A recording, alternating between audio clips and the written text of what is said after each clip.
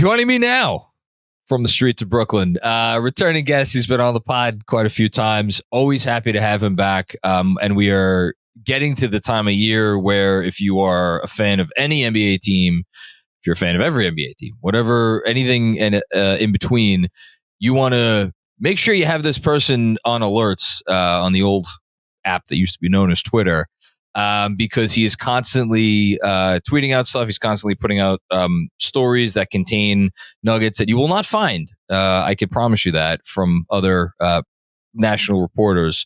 He's the face of HoopsHype. Michael Scotto, how are you, my friend? Hey, what's going on, Jonathan? Appreciate the warm introduction, and always happy to join you here at the Knicks Film School. It's I tell you what, it's made its way. Your merchandise has, I kid you not, made its way onto some pickup basketball games that I have had in the Brooklyn area of Cobble Hill, Carroll Gardens, and Brooklyn Heights. So, happy to join, brother. You want to laugh? A colleague sent me a picture from the Y, the Y on Atlantic, of someone wearing some KFS sweatpants the other day. She's like, "Is this you?" I'm like, "Yeah, I guess so." Look, you have a lot of stuff going on. Everybody listening, take my word for it. So we're gonna get right into it, because I got a lot of things that I want to try to cover with you. Let's do it. Stuff that you've talked about already, written about already, and other stuff that is of pertinence. Starting with Isaiah Hartenstein. So earlier this season, a few months ago now, you sat down with Isaiah and talked to him about his upcoming free agency. So I'm just going to get right into it. Like, based on what you know, based on that conversation, anything else you've heard, what is it? What is his market, I guess is the best way to put it, looking like developing this summer? Sure. I mean, Jonathan, first off, the conversation he and I had, you can find it on hoopshype.com. Just, I don't know, if you go to Google, type in Isaiah Hartenstein, Michael Scotto, HoopsHype, it'll come up. But the main thing that I had gotten out of that was he wants to stay with the New York Knicks. He made that very clear. He's like, obviously money's going to play a role, but ideally he'd like to stay.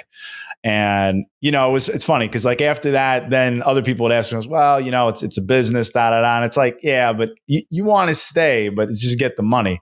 And so to that point, the Knicks are in a position now where he supplanted Mitchell Robinson as the starter.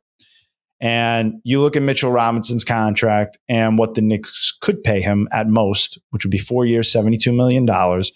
And originally, when he and I did that interview, I thought he would be closer to the $13 to $15 million range. Now, I think you're looking a little closer potentially, because he played well for a longer stretch, that it could be closer to that 4 for $72 million range. And I'll tell you right now, if he gets more than that, God bless him. Really. I mean, free agencies, that's what it's about. And, whether it's the Knicks or the Nets, I had written about this, but they are at least somewhat concerned that if the Thunder want to get in the center market, they have the cap flexibility to do so. And you kind of saw, they needed to rebound better. They need a guy that's going to help with Chet in the front court, excuse me. Now, when they play with Chet, they play 5 out and they play a little smaller. But if you want some diversity, there are centers out there like Isaiah Hartenstein that could tickle their fancy. It's something they'll look at. I'm not sure they're ultimately going to go that direction. I think they've got to figure out stuff with Josh Giddey in particular first. And potentially if he's going to be a guy that, I don't know if they're going to be able to come to an extension on him if they can afford him with all the other guys they're going to have to pay a max contract to. So we'll see if they save the space for that. But they need some type of a front court addition. And they have the flexibility to do a lot of stuff. But for Isaiah, I think ultimately, like, he does want to stay in New York, like he had told me in our interview. I just think the price range is different now, where maybe the Knicks have to go a little higher for that 4 for 72 than maybe they thought originally. And I think you could say the same thing eventually for OG Anunoby, which I'm sure we're going to touch on, but he certainly helped his value a lot since he came over from the Toronto Raptors and what he did for the Knicks. Yeah, we could move over to OG now because I think you just kind of said everything that needs to be said with Hartenstein. Like if it comes to them needing to pay the 4 for 72, it seems like we're getting to a place where they'd be comfortable doing that. Like They have to, Jonathan. Yeah, Like real quick, the Knicks center tandem reminds me of the Dallas Mavericks. You take two good centers and you make one really good one. One great one. And I feel like they complement each other well. Mitchell Robinson is a really stout, defensive, sturdy guy that you can play more against a guy like Embiid who's got size. Hartenstein has got a great floater, great passer out of the high post. And he's a paint protector. He can be a rim protector, but I think he's more of a paint protector. And offensively, he's a little bit more gifted. So you combine those two and you've got a really nice tandem. I love Isaiah Hartenstein. I want him to be in a uniform for a long time. Same goes for OG Anunoby, whose name you just brought up. I guess so. Again, look, a lot of stuff is coming out around this time of year. Oh, sure. Do you think that the Knicks? I mean, put yourself in the Knicks' shoes. Would you be worried that he is really going to take this thing to, I guess, June 30th, as opposed to getting something done and agreed to with the Knicks before that? I mean, I think he's, first of all, it doesn't make sense for him to pick up his player option. So he'll hit free agency. Of course. I mean, they could offer him an extension, but I think he can get more money on the market. And so that doesn't mean he's leaving. I'm saying that it would behoove him financially to hit the market. Absolutely. When he hits the market, you've got to look at a team, for example, like the Philadelphia 76ers, who are going to be searching for a three, whether it is Paul George, OG Anunoby, or someone. They want to upgrade over Tobias Harris. I don't think Tobias Harris, towards the end of that run, necessarily is going to want to be in Philly either. I think he's going to want to explore his options as well, the way he was used. So, with that in mind and the max cap space that they do have, who's the third guy that Philly's looking for with Joel Embiid and Tyrese Maxey? Whether it's Paul George or OG Anunoby. I think right now, I would say OG Anunoby, in my estimation from talking to people around the league, has a floor of about $35 million. Now, could he get towards a max? I believe it's around 40, starting at $42 million. 42 for next year, it would be. Yes, yeah. Starting, right, in terms of next year. Can he get to that? Maybe. I did have, before we were texting back and forth, you and I, before I got on, and I was talking with an executive for a team, and I knew we were going to talk about this topic. So I asked him, I said, what would you pay him for OG? And it was, hold on. He didn't think that OG was a max guy. He said he could get it, but he wouldn't pay him a max. Interesting. But he had him at about $35 million too. And so, but he's like, if you're the Knicks, obviously you've got to keep him. And you saw the biggest thing OG did was he impacted the win-loss record. He balanced out that roster really well. Clearly a Tom Thibodeau guy, no question.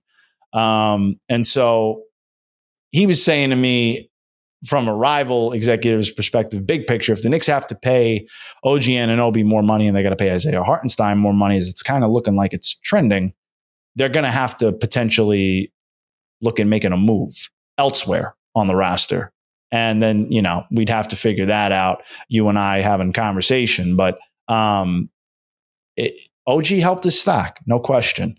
And I think ultimately I would be surprised if a CAA client who happens to be represented by Leon Rose's son goes elsewhere. I don't like.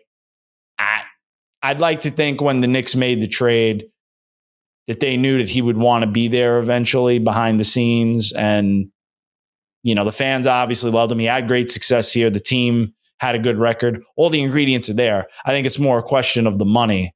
And obviously Philly's going to be a team, for example, that needs a player in his position and has the capacity to drive up the price. But if you're asking me as of today where I think he ends up, I think it has to be with the Knicks for a bevy of reasons overall.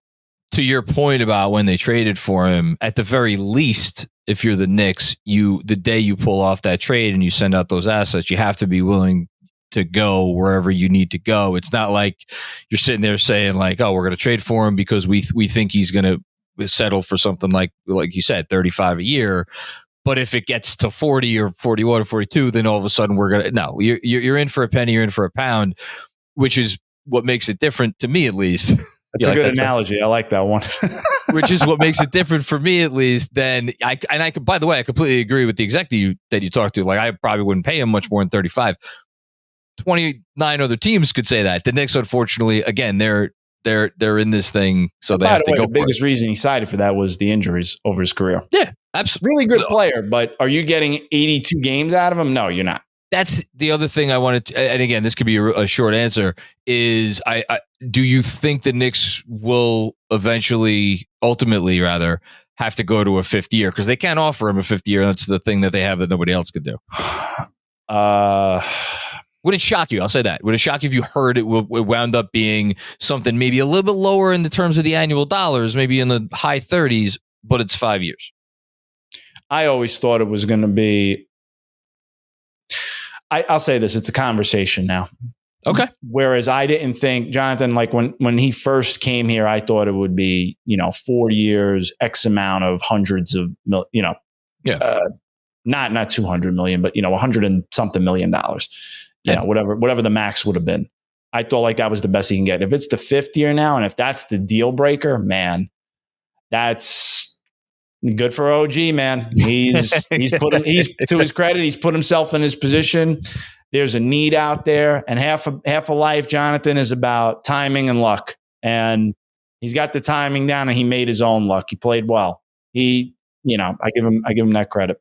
You mentioned the name Paul George. I'm going to start with actually Ty Lue, who you reported yesterday. I think it was yesterday. Agreed to a new contract. It's going to pay him a lot of money over the years to come.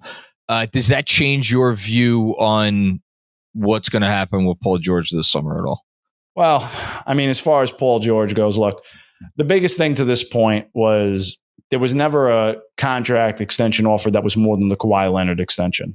Now, for the fans who aren't aware, the 3-year, $153 million deal that Kawhi signed is not a max contract. And so Paul George is the top unrestricted free agent on the market, is looking for a max contract. And so I would say that while they were able to save money with Kawhi, they've now put themselves in an interesting position where they don't want to necessarily go to a max if they can avoid it, because Kawhi is, in their eyes, the best player on the team. And so now you've got to figure out, well, if we're going to keep the band together, and again, Philadelphia is needing a player like Paul George, has the max cap space to do it. And you talk about a big three of Joel Embiid, Tyrese Maxey, and Paul George. Now that's a conversation mover. Okay. I want nothing to do with that. And, I think this is more my opinion, Jonathan, but like if I'm the Magic and I've got this cap space and I got to use it at some point before Paolo and Franz Wagner get their big max extensions, essentially. You could sell me on Paul George with them. Nice weather. Good. He'd fit their length that they love so much. I don't. That would be I'm not saying it's going to happen, but I'm saying, put it this way, Jonathan. Paul George doesn't have a dearth of suitors. He's got a bevy of suitors, and I guarantee you, at some point, I'm sure like the Knicks will pop up in a conversation. Well, that's why I brought it up. Just people will bring it up, whether it's speculative or not. He'll get mentioned there because of the CAA ties. There's a million different reasons. They previously tried to trade for him. Yeah. And obviously they didn't want to meet the asking price back then. So there's some people will try to connect some dots and say that, but I don't want to put words in your mouth. Reading between the lines, it sounds like this is a situation where the Clippers would really like to get him at a number that they're more comfortable with. But if push comes to shove, they'll give him what they need to give him. Is that the kind of the read you're getting, or am I misinterpreting that? I believe if push comes to shove, the Clippers are going to have to do that. Now, I did also, as in go to the max. And then at that point, by the way, it'll still be Paul George's decision as an unrestricted free agent. Does he say at this point, well, I had to do all this to get to this point? Does he still want to stay in LA? We'll see. Now, I think the other thing that I did touch on, if Paul George is not coming back, one of the backup options that is an option for the Clippers is DeMar DeRozan, Compton native, LA guy. Obviously, the Bulls, and I did mention this. The Bulls are obviously considered by many around the league the favorite to re-sign him. They obviously took care of Nikola Vucevic. They've shown no willingness to break this team up yet, and losing DeMar for nothing would be tough. So he's been a fan favorite there. They love him in the organization. He's got a prominent role. They've paid him in the past. They're looking ahead.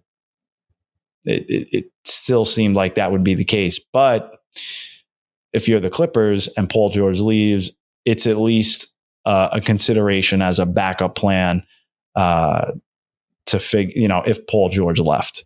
So again, the Bulls are considered more of the favorite to keep DeMar DeRozan. But if Paul George does leave the Los Angeles Clippers, DeMar DeRozan is absolutely going to be an option that they would explore. It feels like this is a game of dominoes where, and we've seen this, by the way, in summers past, where I'm trying to think of those like summers of LeBron where people are waiting to see what happens with LeBron and then everything else falls afterwards. Combination of dominoes and chess for sure, Jonathan. Yeah, sure. Absolutely.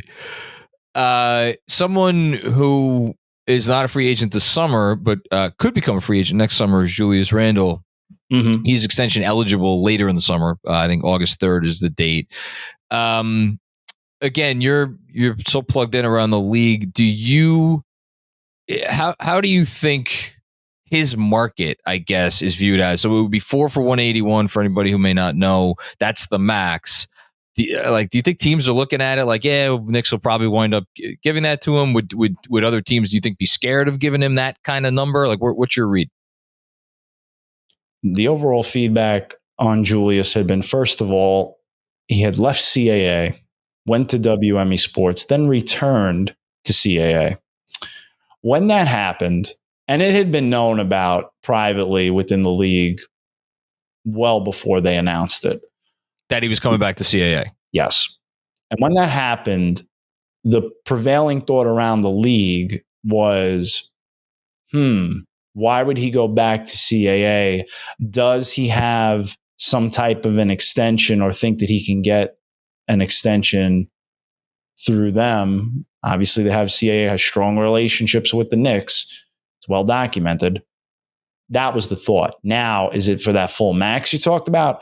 I had not gotten to that level of the conversation with people around the league, whether it's, you name it, anybody. I think for the Knicks, there's certainly a lot of dominoes. First of all, I would say it starts OG Anunoby's priority number one. Absolutely. Isaiah Hartenstein is 1B or 2, however you want to call it. Then, you've got the Jalen Brunson extension conversation. I would put that ahead of Julius Randle, respectfully. But that's not even a conversation. It's like, here's the extension. Right. Would you like all this money? And if Julius Randle if Jalen Brunson takes that extension, man, they're just gonna. It's more ammunition to build a statue for this guy. I will tell you that. So and then you got Tom Thibodeau's extension. That too. Then I think you're getting to Julius. Okay, that's fair. Okay. That's kind of where I'm at there. And somewhere in all of that, maybe try to swing a trade. A good transition. Look, there's a lot of fans listening to this podcast, not just this podcast. There's a lot of Knicks fans out there who are so sick and tired of the trading for a star conversation, in large part, by the way, because the team was freaking awesome this year. And when they were healthy, they showed themselves to be maybe a contender. Do you think that there's a name or two that we haven't brought up already that will come up in connection with them this summer? I'm sure. Look, I think first of all, I think we've gotten to the point where the Donovan Mitchell noise is, gone away. I agree with that. I think we can safely say that. If it somehow comes up again, I'm just gonna shake my head.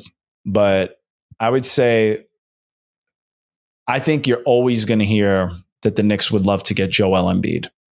Interesting. I would certainly feel confident in that.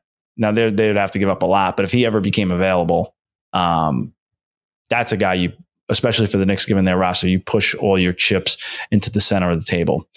I think depending on what happens with Minnesota in the playoffs and the ownership situation, there will be some form of a gust of wind and Karl Towns' name will pop up. But I'm not saying that this is happening now. But you asked me who are names that could come up. I would put Joel Embiid in a dream scenario for the Knicks. And I would say Karl Towns, it wouldn't shock me if he came up. But again, Jonathan, to your point, I think they've got a great thing going. If it ain't broke, don't fix it. You got to see, in my opinion, what it looks like with Julius Randle for a longer period of time. Then you can make adjustments from there. The Towns thing, again, I don't want to get sidetracked, but just like, let's say it comes to that, and for obviously it'll be partially financially motivated with them. They're staring down some issues. Do you think there would be I'll call it a frothy market for Towns if it was made known that he was available? What do you mean by frothy? You think there's a lot of do you think that there would be a team or teams, multiple teams, that would view him as a major get to the point where they would put a lot of assets in the table? Well, I think his contract is going to be exorbitant. At one point, this guy is going to be making $60+ million, and you better be sure that he's the missing piece, because the way the new CBA is, it's tying up a lot of your financial flexibility in that. And when you look at, this is what I'll say, Jonathan, when you talk to executives around the league, the center market is mostly like the elite centers that are talked about are Nikola Jokic, Joel Embiid. You've got somewhere on a second tier, Karl Towns, Bam Adebayo, and Domantas Sabonis sometimes gets in that conversation. Sometimes, depending on what your goals are. So I would definitely look at those guys. All right, we're going to take a quick minute to say hi to our friends at Foreplay. What's up, Knicks fans? The other day, I was talking to two girls, and they were telling me how into Foreplay they are and how they wished they had more single guys to do it with. No, not that Foreplay. We're not talking about getting teed up on the pod. I'm talking Fourplay, Foreplay. It's an app where single friends team up and double date other single friends. It's more fun, lower pressure, and a safer way to meet new people, which is exactly why single girls love it. They do. In fact, they love it so much that they make up the majority of teams on the app, as in a 3-to-1 ratio in your favor. Look, we all know everything is better with a friend. Just ask Josh and Jalen, even if Brunson won't admit it. And with Foreplay, you don't have to sacrifice bromance for romance, because it's a chance to enjoy a night out with a buddy while meeting two new people in a more social environment without any expectations. The icing on the cake, it is totally free. All right, it's game time. So head over to the App Store now and download Foreplay. That's Fourplay, and get ready for a little 2-on-2 pickup. Couple more, and then I'm going to get you out of here. A name that is an object of fascination for some Knicks fans, not all Knicks fans, some Knicks fans, is a guy who plays across the river, or I guess for us, down the block. Mikal Bridges. Yeah, that's a phrase, Jonathan. Fascination, right? Absolutely.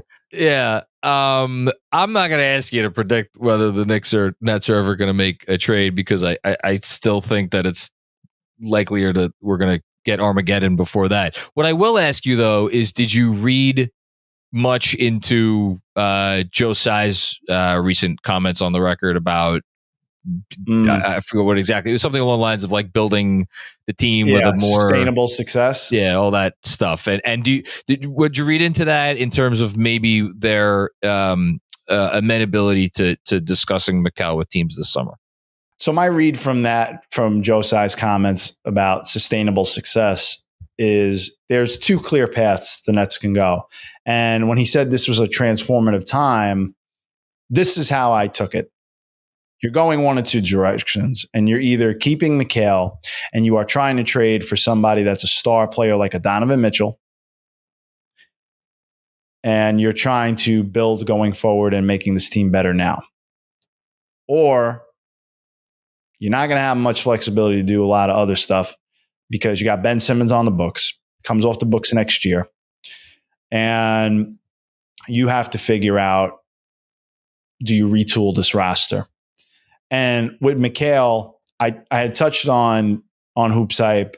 I had first mentioned about the talks with the Rockets, and the Rockets did not come with all of the picks. That never happened. All of the Nets picks that they Correct. own from the Harden from trade. the James Harden trade. That was not on the table.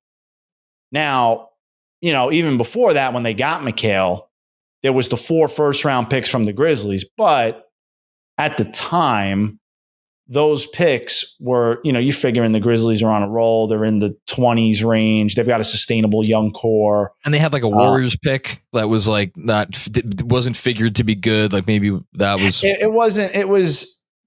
I don't want to know. I don't know if I'd call it a poo-poo platter, but you call it a poo-poo platter. It's fine. A little bit, a little poo-poo. I haven't had a good poo-poo platter in a long time. You know that, Mike? You're making me hungry. So, yeah, it's like, sure, if somebody comes and tries to blow them away with something, I think you got to listen. Personally, like you saw what it was when Mikal's the number one guy now.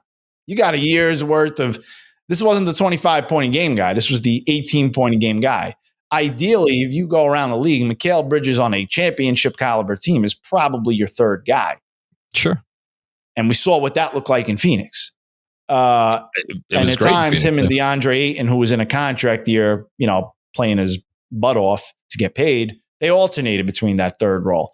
So, I mean, Mikal is certainly a winning player. He's a two-way player, though he's obviously been more offensively driven. So, overall, it's a wait-and-see thing. I mean, if they can go get a guy like Donovan Mitchell, the Brooklyn Nets, you keep him. If you don't, then I think you really got to reevaluate things, because who's then the guy you're going to get to pair? Like, sure, can you try and, like, guys that are out there, you got Trae Young, DeJounte Murray. Does that really move the needle? I don't think so. Darius Garland, Brandon Ingram. How much is that moving the needle? Yeah. Is there a trade fit there? And even if so, is that the direction you're trying to go? I don't know. The hiring of Jordi Fernandez, big picture, Jonathan, is more, I think he can do both. I think he can develop guys, and it's also about, it gave them everything about the Nets has been flexible with the hiring of Jordi, the comments from Joe Tsai. They can go two directions, and You're either going this way or that way. Excuse me, one or the other. I got my, one or the other. We got you. That's it. So they're going to figure it out this year, and then I think they'll never will not be. You said about fascination. Knicks fans are always going to be fascinated with Mikal Bridges because he's a Villanova guy. All right, I'm pretty sure. I was always joking, like, Tibbs did a great job, but like, I swear, I was waiting for, like, in a joking way, like the Jay Wright stuff to come up, and like, a back end of the bench spot. Like, what's Eric Pascal doing? Should we call him too? I really make this a Villanova thing. Listen, we got to get Archie back first, and then we could call up Ryan Arcidiacono. Yes. And the rest of the guys. Shout out to Ryan Arcidiacono. Once a Nick, always a Nick. Actually, no, twice a Nick, always a Nick. All right, one more. I'm going to get you out of here. Actually, before I ask this last question, I just want to shout, because we don't have time to get into the draft today. But you just had a great piece up on HoopsHype, a full not only a composite mock draft, but you really go into some of the intel that you've been hearing. And I think you had to the Knicks, Ryan Dunn, and remind me that I'm going to screw up his name, the kid from Indiana, right? So Kalel Ware, I mean, the Knicks, depending on what happens with Hartenstein, and obviously you got Mitch under contract. Precious Achua going to be a little tough to potentially keep. I know he's going into restricted free agency, but again, you got to worry about balancing your books. Kalel Ware would be an interesting guy for them. CAA guy. First, anytime it's with the Knicks, you always bring that up first. So you got that, but talented player. Guy could stretch the floor. I believe he was the 87th percentile in post scoring last year, which is something that he can do as well. And so you've got that. I mentioned Ryan Dunn partly because that's viewed around the league as kind of like his floor. He could go higher, but if he gets to the Knicks, but they're gonna okay. If he gets to the Knicks, this is a guy that's arguably considered the best defensive prospect in the draft on the perimeter. And so Ryan Dunn, not yet really a 3-and-D guy. His 3-point shooting needs to improve more to get to that point. Yeah. But in terms of defense, I mean, if you're talking about having a backup to OG Anunoby, man, that is pretty close to it. And yeah, we did an interview with him. I did. You can check it out on HoopsHype as well. Both that and the mock draft, the aggregate mock draft is there, and all my intel is in there. It's a lot to digest. Have a Pepto-Bismol maybe, but I promise you it'll be worth it. It's a lot. It took a lot of work, a lot of days to write it. I have a feeling maybe after the draft, you might get some Knicks fans queuing up that interview, but we'll see what happens. Last one. The Knicks have this Bogdanovic contract, which they could non-guarantee and pay the it's $2 million for the right to do that, or I mean they could also keep him, I guess. But I think something a lot of fans are looking at, I certainly am, is can you flip Bogdanovic's? It's 19 next year, maybe with some additional salary if need be, along with some of these draft assets that they have for some kind of an upgrade, even if it's someone coming off the bench is more of a maybe a 6-man who could bring a little bit more juice in terms of scoring, playmaking, something like that. Look, I don't want to sit here and spitball the possibilities, but is there like a name that you might keep your eye on if you were a Knicks fan, of someone maybe not even that you've heard in connection with the Knicks, but someone you think could become available this summer that would be that sort of level of player? I mean, I touched on all the big names. It's hard to say these middle tier guys. I mean, certainly. Well, I don't know if I'd say for the Knicks, but like Bruce Brown and Bojan Bogdanovic are essentially in the same boat. The difference is, I guess, Bojan's non-guaranteed and Bruce Brown's a team option. Essentially similar money. Both teams would pick the guys up and then you look to flip them. We'll see if it happens. Bojan, I think with Tibbs, he was hurt. I had reported on his wrist injury and what he was dealing with. Injured for the season, you're talking. It was a previous wrist injury that he decided to play through and have surgery this summer. Yeah, and so he was playing through that and shooting as best he could, but it's kind of tough when you got a wrist injury. And so again, you kind of laid it out, Jonathan. I mean, I really don't need to add too much on it, but it's like you pick it up and then you flip it. He's still an asset, especially in an expiring contract. It's always an asset. You could flip even if it's towards the deadline. I know you got to worry about the books and things like that, but you got time to worry about that later. You pick up the guy. You don't want to lose that guy for nothing. No. So, that's kind of where I'm at. Pick it up. Guarantee, rather, his $20-something million option, whatever, non-guaranteed salary. And then you look to see if you can flip him. And if worse comes to worse and you really can't, all right, he's an expiring contract. One word answer, yes or no. You think the Knicks make a big move this summer, or you think it's more, let's run it back and see what we got with this team healthy? Run it back. Okay. I like it. I wouldn't mind that. I know a lot of fans wouldn't mind that either. Michael Scotto, you are a must follow all year, but I think, if I could say, especially as we get closer to the draft, certainly free agency, trade season. And then when it comes to the actual season, I mean, it feels like every other week it's a new interview with a player popping up and you get it's amazing. It's the you're a Brooklyn guy. You get good stuff from these guys. You get guys to open up to you, like Hartenstein saying what he said to you. If anybody's listening that hasn't seen that or hadn't read that interview, I should say, go check that out. Again, Google Isaiah Hartenstein, HoopsHype. It'll come up. Anything else before I get you out of here? Sure. Your listeners will appreciate this. I always usually a yearly kind of pod on the Knicks with Ian Begley and Bondi. It's coming soon. All right. That's a must listen. We're going to dive in. Obviously, a lot of the stuff you and I touched on. But overall, definitely keep up on Twitter. I call it Twitter. I also call it Twitter too. But it's at Mike A. Scotto, Mike A. SCOTTO. Obviously, the HoopsHype Podcast with Michael Scotto. That'd be me. You can check that out. Spotify, Apple Podcasts, anywhere else you listen to podcasts. And, I'm looking to do 1-2 on the Cleveland Cavaliers coming up. Obviously, Donovan Mitchell, Kenny Atkinson, and the coaching search. A lot of stuff coming. Be working on now that college guys are out, new mock draft. Because now we know who's staying in college and who's not. So look at that. And then I'll have a few other things as well. This is go time for me, as you know, Jonathan. So always a pleasure to join you, brother, and touch on all these topics. A lot of interesting stuff for Knicks fans, but exciting times as well. The trajectory is going up, knock on wood, as long as they can continue to stay healthy.